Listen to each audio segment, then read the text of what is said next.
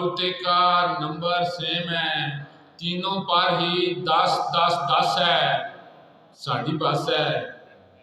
और शाम सवेरे आप खावे रसमलाइयाँ, शाम सवेरे आप खावे रसमलाइयाँ, यारां दे लई सुक्की रस है, साड़ी बस है।